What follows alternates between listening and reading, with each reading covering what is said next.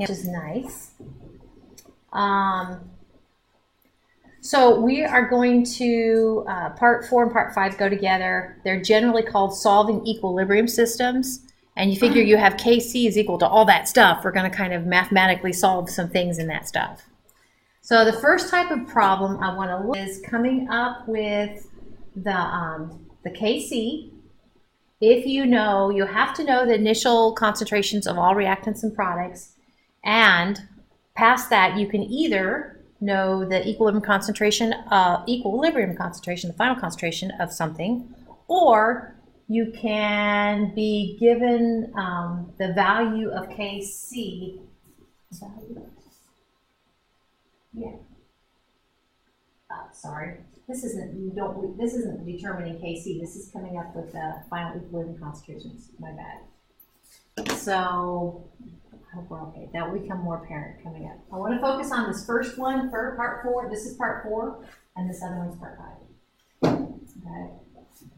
So first, if you're given the initial concentrations of everything and an equilibrium concentration of one thing, you can come up with equilibrium concentrations of everything else.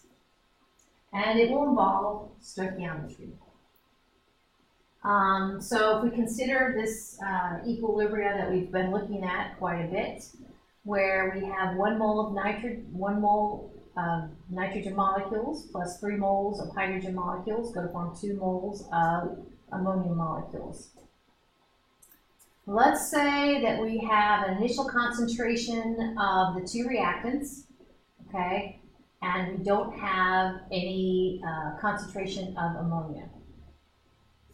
So I think I'm going to start, I couldn't decide, but I'm going to start by, even with this problem, introducing something called an ice chart or an ice table. So like I said, you have to be given the initial concentrations of everything and the final concentration of one thing, just like we've been given. This is called an ice table. I stands for initial, and I really use these more in part 5, but I think it works for this part 4 too. ICE. Initial, change, goodness,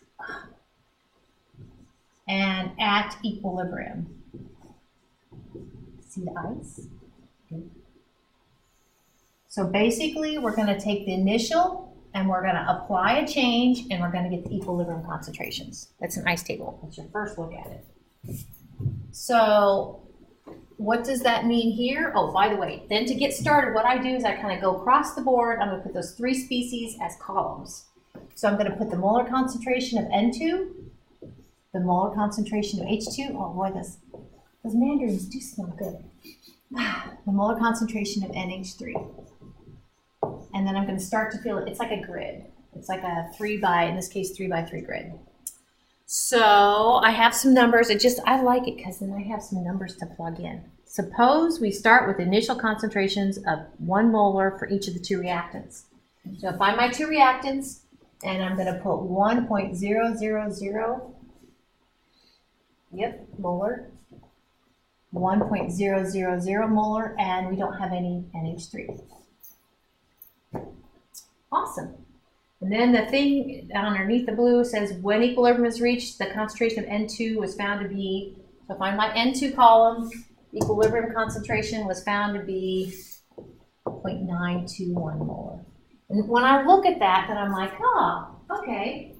So, and actually you're going to see these on my slides here in a minute, I can come up with the change here would be this minus this, right? That's my change, okay?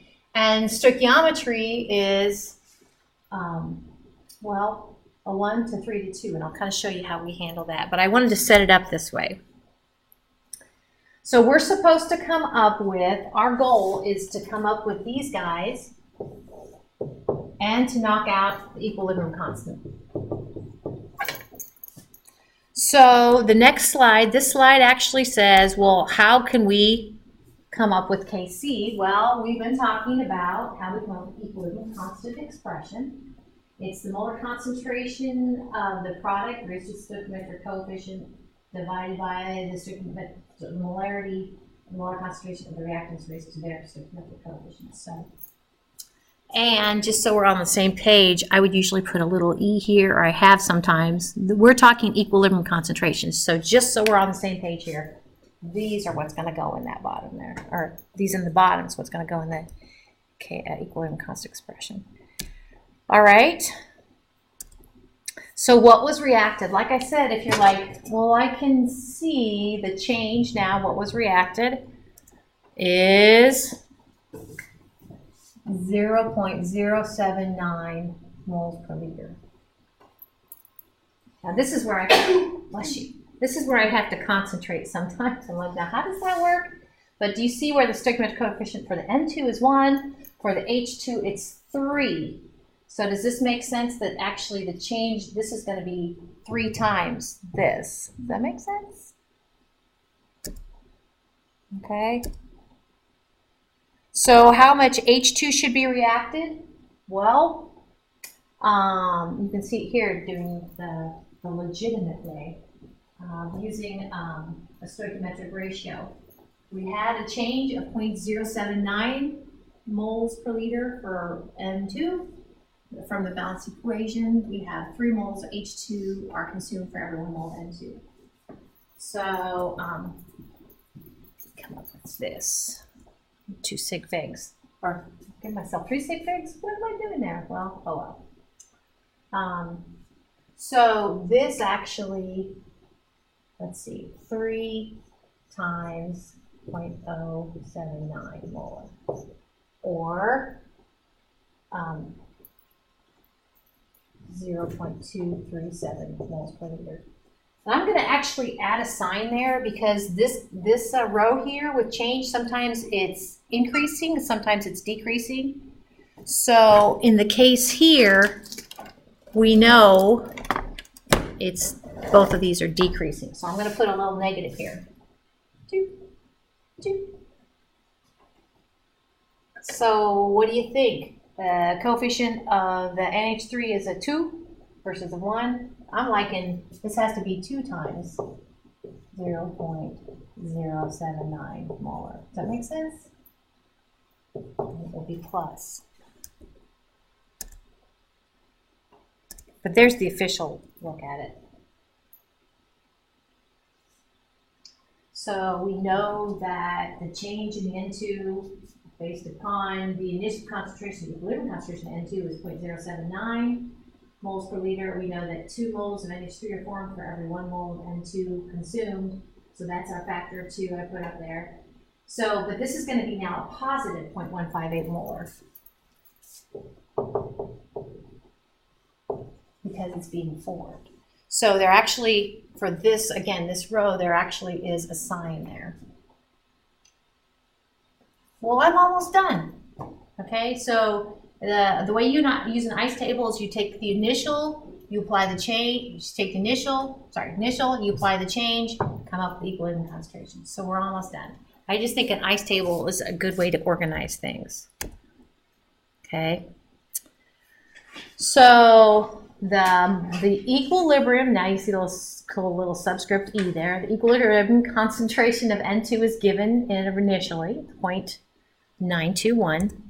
And we can go ahead and knock out the equilibrium concentration of H2. If we recognize, we started with 1.00 molar, 0.237 moles per liter was reacted. And so then that leaves us, I can fill in the circle now, of 0.763 moles per liter. And then with our NH3, I take the initial plus the change. Of course, the initial was 0. And the change is a positive 0.158 moles per liter. So at equilibrium, we're looking at 0.158 moles per liter. So that's the answer to the first question. See, don't they seem, well, sometimes when somebody shows you something, of course it looks easy because they knew how to do it in the first place. But now we're almost done. We just need to take those 3 equilibrium concentrations and plug them back into our equilibrium constant expression. So this is one of these where I've, over the years, a really common mistake is we don't raise it to the correct power. So it's going to be the molar concentration NH3 squared, which is 0.158, raised to the second power. In the denominator, we have two terms. We have that 0.921, here's the first power. Also in the denominator, we have that in the denominator, 0.763 cubed. And while I'm thinking of it, I'm going to do with unit 3 and 4 and the final like I did with unit 2. And there's so few of you, I will just bring my TI 86s and I'll have 3 of them there in case you want to use that as your calculator. So, and let me know if you want to like borrow one to see how it looks, or if you're probably okay with how it looks. Do the test. Okay, rounded to 3 sig figs. Hopefully, you're looking at a KC a little under 1 of 0.0610. That's it. Oops. Any questions about that?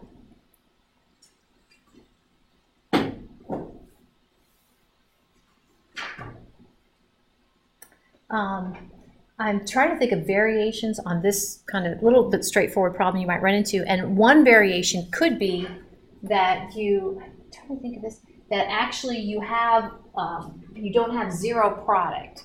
Now, the fact that we had zero product meant that we knew that the reaction has to proceed at least a little bit to the product side to get some there. And if you don't, and actually we're going to see an example of this in part 5, if that's not the case, then you will have to see which direction it goes first. And I'll show you how that looks like. Okay, part 5. So this looked at the first type of problem, okay, where in this case, and hopefully, does anybody want to you want me to take screenshots of these, or are you okay if I erase them? How many people want a screenshot? Are people okay if I erase it? Okay. Very good. So the second one, and we use an ice table here, is we are given the initial concentrations of everything and the Kc. And we're supposed to knock out the equilibrium concentrations. So, yeah, I'll kind of show you what that looks like.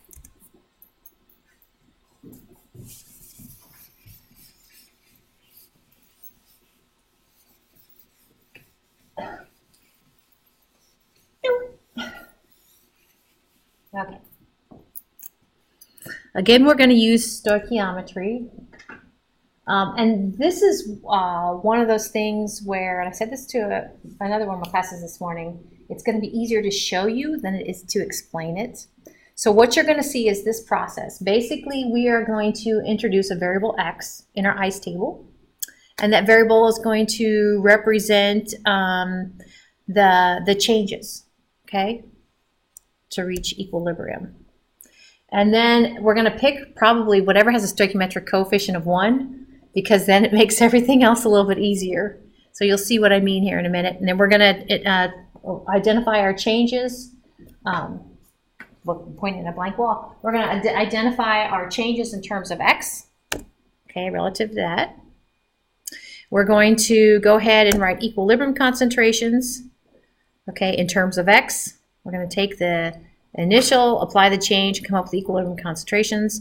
We're going to take all 3 of those and substitute them back into our Kc expression, and then we are going to solve for x. Okay, and once we come up with x, again, this is easier to show you. Once we come up with x, we can go ahead and plug it into our equilibrium concentrations, get rid of the variable x, and come up with a real number. So let's do an example, shall we? I have 2 examples. We should be okay, I think. So let's do this one where we are going to have initial concentrations of everything here, and we're also given Kc. Notice that in this we have to do a little bit of a calculation. I'm going to go ahead and make my ice table here. I think I have an ice table coming up later too, but I'm just going to put I for initial, C for change, and E for at equilibrium. Come up with initial, apply the change. Across the top, I'm going to have 3 columns. The first column is going to be H2. The second column is going to be the next reactant, F2. And then the last column is going to be the product, HF, molar concentration of HF. And I think that some books actually put the products first and then the reactants. I don't know. It doesn't really matter, but I usually do it this way. Notice that the initial concentrations I can totally get to because we have moles and the volume, and that's what's going to be done on the next slide.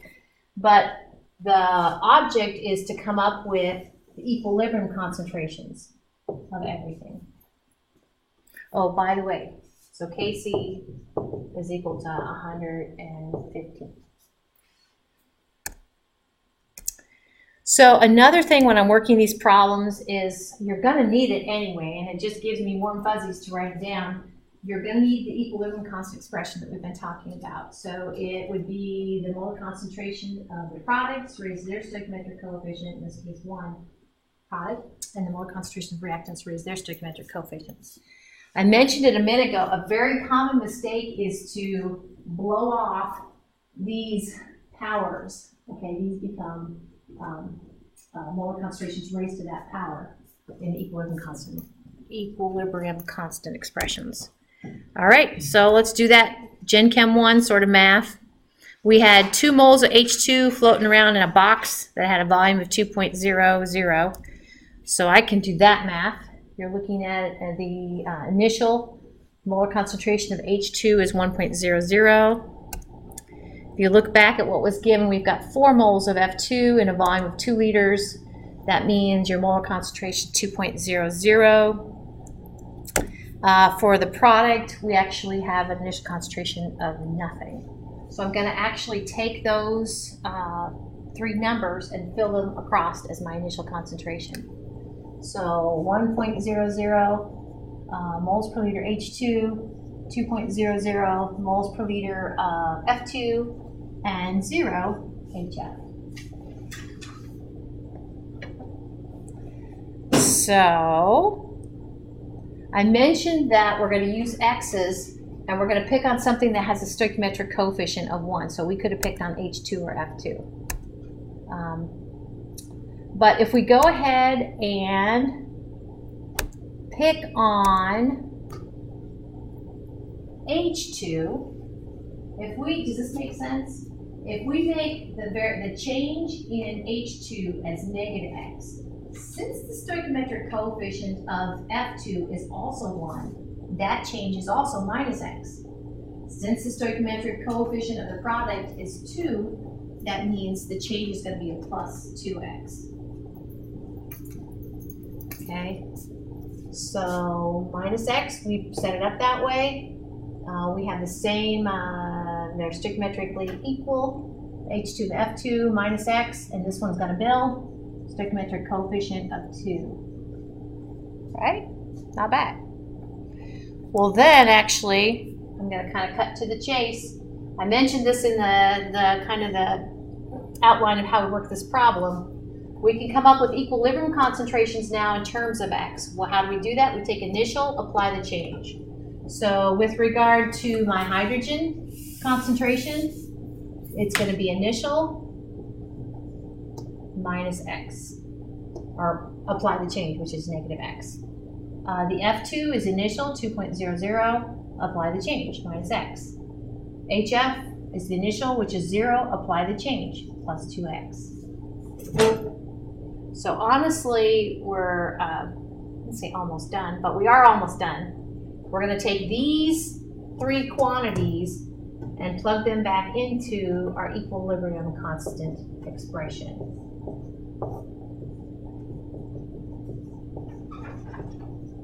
So bottom line is you're going to see on the next slide or so, I'm going to take this quantity and put it here. I'm going to take this quantity, I know it feels weird, put it here. I'm going to take this quantity and put it there. That's it. So this is kind of repeating myself. I don't know what you guys need to fill in. So we set X is equal to the change that happens with H2. It's going to be a decline. Then, since they're stoichiometrically equal, that's the same decline in F2. And the formation of HF will be twice that. All right. So what you saw me do on my ice table is this, my ice chart, okay? Basically, and it says subtract, but I like to say more generically, apply the change, okay? Well, I guess it's consistent. If it's something's going down, it's being reacted, we're going to subtract that amount. If something's building, like in this case the product, we're going to add that amount. I guess that works. And I mentioned this a minute ago in that sometimes one of your first steps is to see, well, which direction it's going to go. I don't know. Is to know, am I going to apply negatives or I'm going to apply positive? In this case, it's obvious because there's no product. That's not always the case. And I think the second problem does that. All right. So you see these actually is my bottom line there. What will be the equilibrium concentrations based upon what we just said? Letting X be equal to the moles per liter that H2 declines. And these would be the 3 equilibrium concentrations. You know, so don't have much more to add to that. And there's your ice table.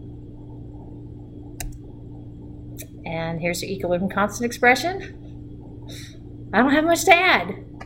So now, like I said, we're going to take these quantities and plug them in, and it looks like this. A very, very common mistake. So in the numerator, we have quantity 2x raised to the second power. In the denominator, we have two quantities that are raised to the first power, that being 1.00 minus x times 2.00 minus x. So what I started to say is a very common mistake is we somehow lose our superscripts. We lose our powers. Okay, so we don't do that. Now I'm going to go ahead and you guys know that if we have one equation like this and one unknown, you can totally solve it. And we're going to solve it. I will tell you though, and I'll try to let me know if you have any questions, that this is how far you need to get on a test. Okay, so get this far on a test. Get this far on exam. But we're going to go ahead and solve for x. So, for the exam, we don't need to solve it? Correct. For the exam, you don't need to solve it. For homework, you do need to solve it. And I'll push out on Twitter, but it's so easy. We're going to end up using, we'll have a polynomial to the second power, and we're going to have to use the quadratic equation. And if you just Google like quadratic equation, you can come up with a quadratic equation calculator. Speaking of calculators, the calculator that I'm going to give you guys to borrow for the exam, actually, I don't know how, I've forgotten how to do it, but you can solve quadratics there too. Okay, so we can solve for x, and we're gonna go ahead and do that. Now, I'm not a math teacher, so that's my excuse. We need to solve this using the quadratic equation. We need to get it standard form. I'm going to tell you how I would do this. So first off, I need to go ahead and, well, I don't know which I would do first, but I need to take this thing in the denominator and kind of expand it or whatever. And so what I was taught to do is you take, what was I taught to do? You take the number times the number, and you get 2.00. And then you take these guys times each other and add them because they're x terms. So I have a negative 1x plus a negative 2x, so that's minus 3.00x. Whoosh! And then I take my negative x, and multiply it by each other, and my pen's being funky. So, and that a negative x times a negative x will give you positive x squared. Okay, so that is that right there. And then I kind of flatten it out I use it crisscrossing. So I consider this as a 115 over 1. So I'm going to take 115 times my 2.0 minus my 3.00x plus my x squared. Oh, good heavens. So, and that's going to be equal to my quantity 2x raised to the second power. Now the problem is you have to take that square times the 2 and the square times the x. So bottom line, what I'm thinking I get here, and I haven't, would be a 4x squared from my numerator is equal to 115 times the quantity 2.00 minus 3.00x plus x squared. Whoosh. Okay, so that's my part of my flattening out process. So again, you will have to do this for your homework. But then I need to go ahead and distribute this 115 through. And so it comes like this: 4x squared is equal to 330 minus, I brought a calculator, 115 times 3. I get 345x plus 100, plus 115x squared. Are you serious? Then I need to combine terms, and I'm trying to get 0. I'll get 0 on the off by itself. So combining terms, I get subtracting 4x squared from both sides. I get 330 minus 345x. Let's see, plus 111x squared is equal to 0. So that's my little go at it with regard to the math. Wouldn't it be Look at 230. Did I do something wrong? Yeah, I did. Clear up here. This should be, when I take 2 times 115, it's not 330, it's 230. Is that what you were saying, Maggie? Yeah. Okay, yeah, sorry. You're right, so this is a 230. Final answer, 230. And as you can see, I actually have it backwards. Okay, so this is standard form. So this isn't going to be an A, this is our B, and this is our C.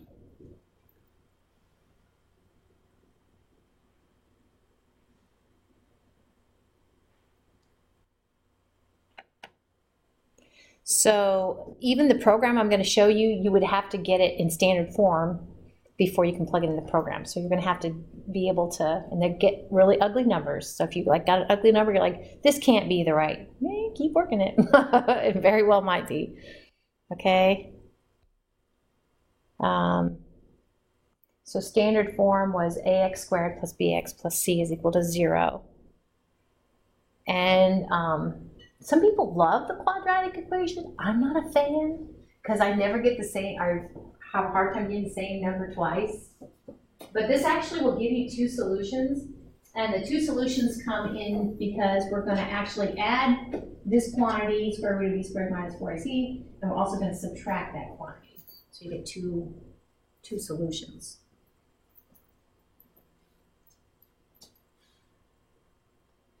You'll get 2 solutions. You're like, all right, Mrs. Snipes, well then how do we know which one's right?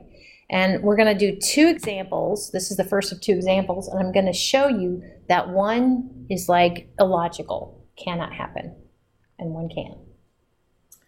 So I'm going to jot down what our A, B, and C are, and I'm going to take us out to the internet, and I'm going to cheat. So here we have A is equal to 111, B is equal to negative 345, and C is equal to 230. So, like I said, this is one of many one of many things out there online.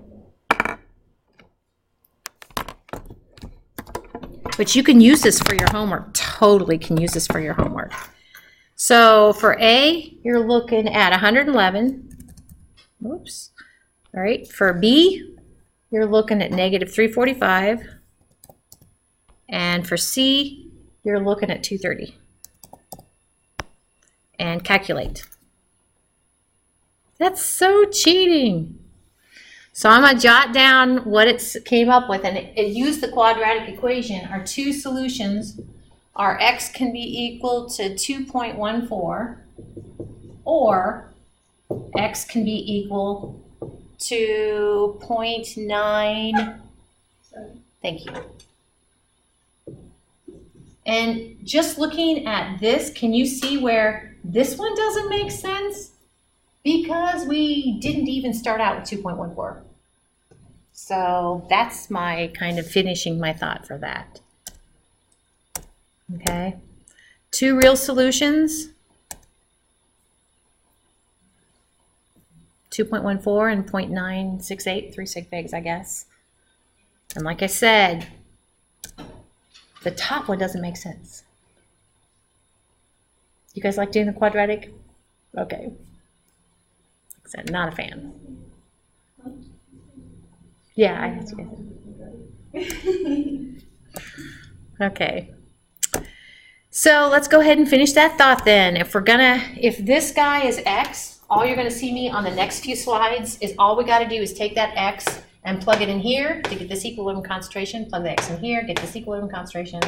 Okay, that's it. That's all we're gonna do. Okay, so now at equilibrium, since my X is 0.97, if I take 1.00 minus 0.97, and notice I'm going back to rounding correctly. We said if you're subtracting like we are, you have to round according to decimals, and since I only knew my initial concentration to the nearest hundredth, then I can only have to round to the nearest hundredth for my final equilibrium concentration. So the molar concentration of F2 at equilibrium looks like this. I'll go ahead and put up the molar concentration of HF at equilibrium. So I'll grab a different color. We came up with 0.03 molar and 1.03. Makes sense. And then our product, you're looking at 1.936 molar. And then the last thing we got, oh no, that's it. Oh yeah. But do you guys see that we can check this problem? We can calculate KC. Yep, we can calculate KC. We can take these three equilibrium concentrations, plug them back into our equilibrium constant expression, and do we get 115? If we do, you're like, if we don't, you're like, oh, something went wrong. So for the test, we don't actually need to come up with the equilibrium concentration. Correct. Okay. Correct. For my test anyway, yes. But you have to, and if you guys, you don't have to use an ice table, but if you end up using the ice table, what I'm looking for, I will be looking at your ice table closely and then taking these equilibrium concentrations in terms of X and at least substituting them into the equilibrium concentration expression. Yep. Very good. Let's do one more. Un más. Okay, I'm going to go ahead and make a new ice chart. And I probably won't belabor this one as much as I belabored the other one. So we have one reactant and two products. So those are going to be my columns.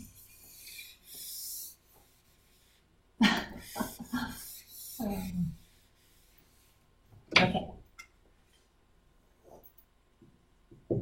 So you're looking at CO, Br2, and then CO and Br2. And in this case, what, the stoichiometry is 1 across the board? Makes sense. Sometimes what I'll do, just so I don't confuse myself, is I'll make like a little dot there, and I'll put, these are my reactant, that's my reactant, and those are my products. But in this case, you're going to see on the next slide a little bit of Chem 1 stuff, because we're given the mass of these gases, and we need to know the molarity. So this is a good time to say that you cannot use grams. It has to be molarity. Now, in this case, it's an example of, like I was telling you, we have a little bit of reactant and product, so we don't know which way it's going to go. So we're going to have to do that first, show you how we do that. Take a snapshot, compare it to our Kc. Notice that our equilibrium constant Kc was given, oh yeah, it's up top there. Kc is 0.190. All right. So, like I said, We're going to need to know which direction it's going to go, and the direction is important to know whether we're going to be adding or subtracting the change. We're going to introduce an x, we're going to go plus x or minus x.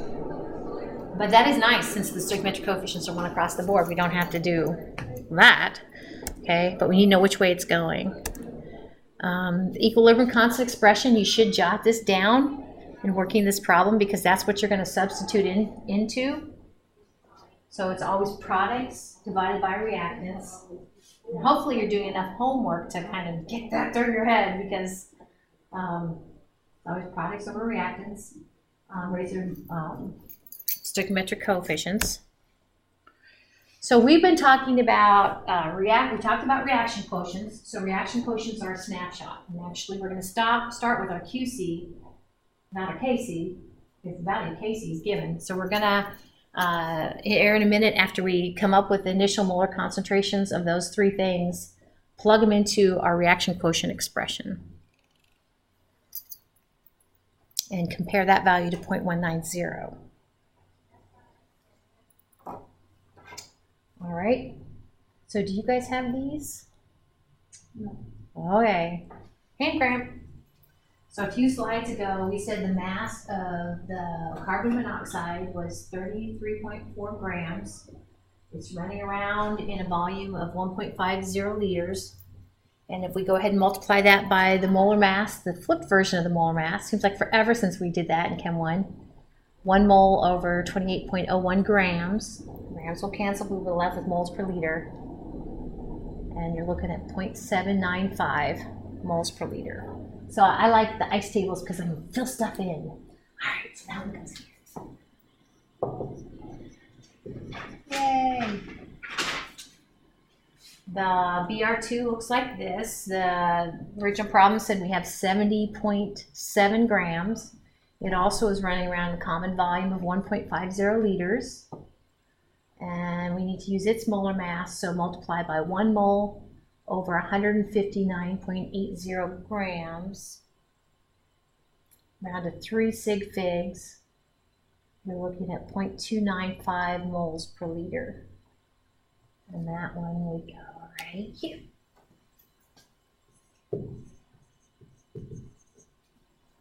Yay! And our COBR2 looks like this, where it was listed at 128 grams. Divided by 1.50 liters, it's running around in that volume. You use its molar mass times 1 mole over 187.81 grams. Around to 3 sig figs, you're looking at 0.454 moles per liter.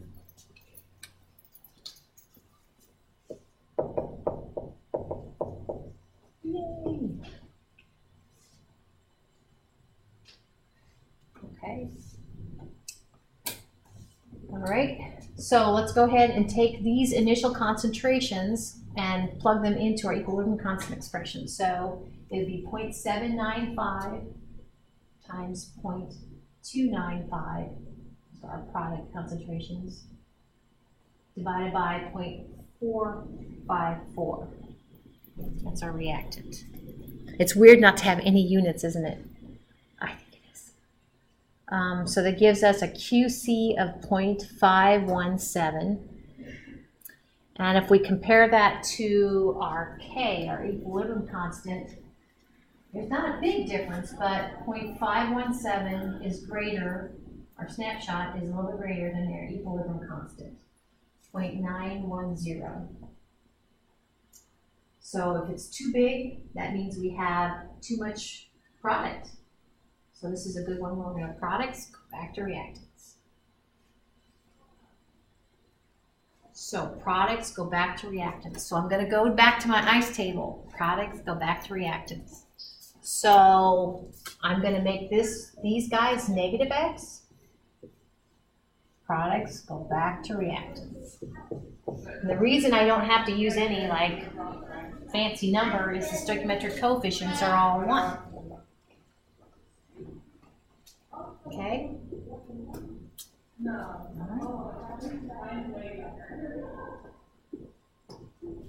So if we let X be equal to the amount of CO that think that should be formed. Don't you? I mean, I don't mean to complain about my slides. Oh, wait a minute. Nope, I get it. React, because sorry, it is going from right back to left again. Final answer, yes. We just said it was going to go from products to reactants. So those are going to be used up, and the COBR2, what is the reactant as it's written, is going to be formed. Yeah. All right, cool.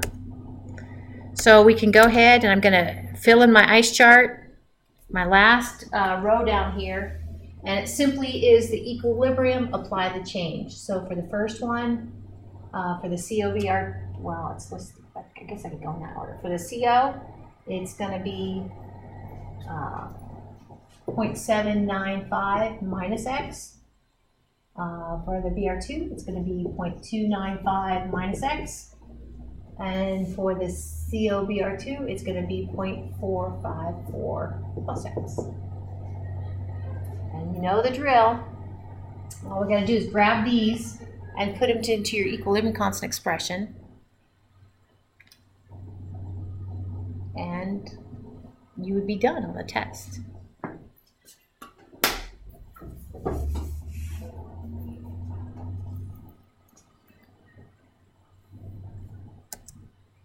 So here's the ice table that I've been drawing. Initial plus change. Take initial, apply the change, and get your equilibrium concentrations. So here we go. Here's our equilibrium constant expression. And then here's our equilibrium concentration expression, where now these three equilibrium concentrations have been plugged in for their molar concentrations in the equilibrium concentration expression.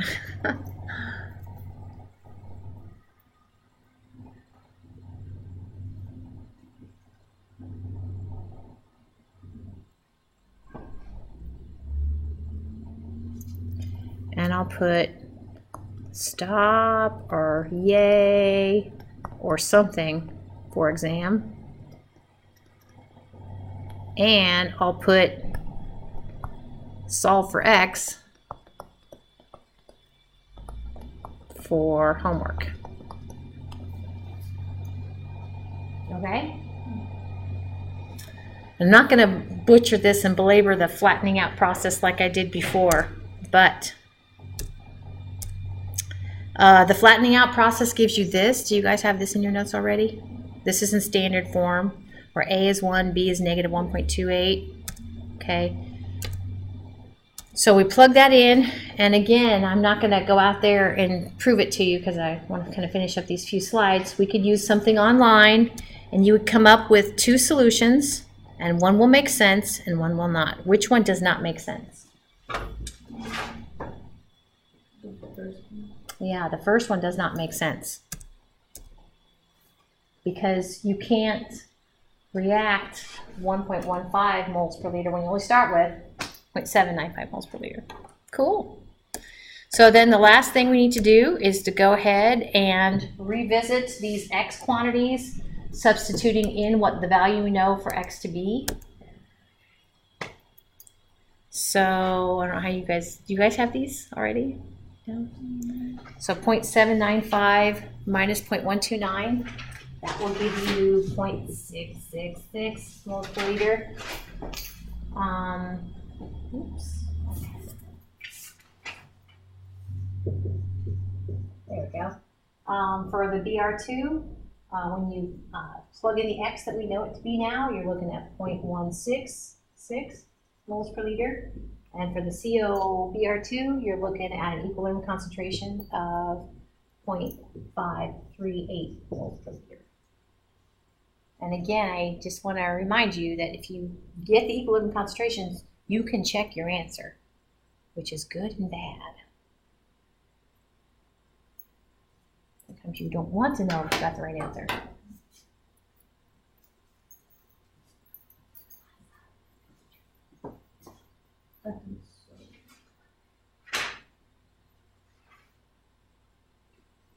Okay, so my first class, I didn't even give them homework because I couldn't get to the point where they have homework. You guys have 2 parts of homework. Oh, and just to give you guys a heads up, so I have agreed to be on 2 search committees. Like, I've never gone on. They don't ask me to do anything around here. So, but I am going to be on 2 search committees, which what that means for you guys is in April, I'll try to give you as much advance warning as possible. But there will probably be 2 days that I'm hoping just 1 day for each position that I'll be doing interviews. So I will not be here. So I'll let you know. And then the other thing that translates to you guys is it's kind of like how the snow days and bad weather days.